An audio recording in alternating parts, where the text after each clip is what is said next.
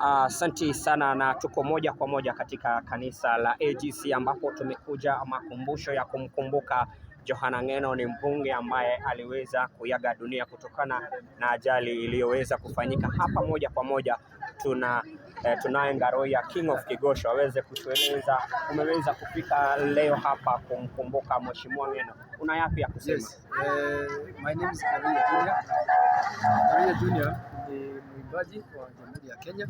Second Ngaroya Junior ni kiongozi katika eneo la Subukia huko Nakuru. Na leo nimekuja hapa kwa sababu ya Ng'eno. Ng'eno, kuomboleza Ng'eno. Nimekuja kwa sababu ya kuomboleza Ng'eno. Ng'eno ni rafiki yangu kwa kanisa. Ng'eno ni mtu ambaye amesimama na artist kwa imbaji wetu katika Jamhuri ya Kenya. Namba 2, wako kwao. Kwa imbaji wote watu wa contact ambao wanafanya huko kwao. Ng'eno amesimama na wao. That's why I'm here.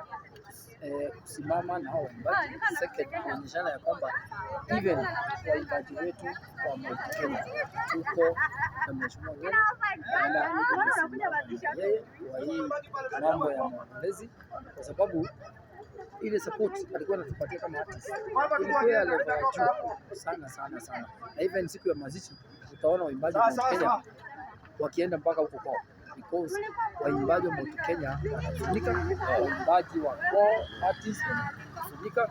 So si zote tuko hapa kuomboleza mtu yetu anaitwa Ng'eno. Kuna watu wanauliza Ngaroya Junior anataka kusimama ubunge eneo la Subukia. Hebu tueleze kuna matarajio magani? Nasimama kiti ya bunge katika Subukia. Number 1 manifesto yangu ni kusupport mambo ya health.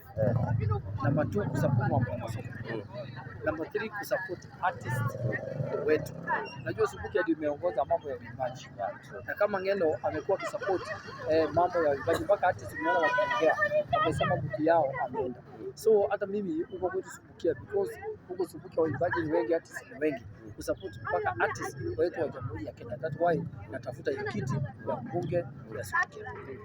Yes. Hoja mheshimiwa. Asante sana. Nashukuru sana kwa wenzangu mingi sana wa watu wote wa Kalenjin na Wakenya wote na watu wote wa Mungu. Na niseme ya mwisho, Mheshimiwa Rigathi Gachagua ulifanya makosa. Mpaka familia haijui ya kwamba mtu yao ameenda ama ameaga. Lakini wewe unasimama kwa gari unaanza kutangaza ya kwamba Ng'eno amekufa, Ng'eno bla na familia haijajua. Si watu wa Mount Kenya hatukufurahia hiyo na hatukupenda hiyo. Na wewe mtu anaitwa Rigathi Gachagua ulitukosea kama watu wa Mlima kuambia Kenyans ya kwamba Ng'eno ameenda na familia haijaambiwa na watu huko kwao hawajatangaza. Kwani wewe ni nani kutangaza huko kwa mahali hapo? Mtu ambaye anaitwa Rigathi Gachagua ulifanya makosa, na watu wa Kalenjin tunaomba msamaha.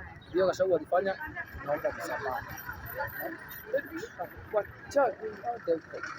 Asante sana Ngaroya.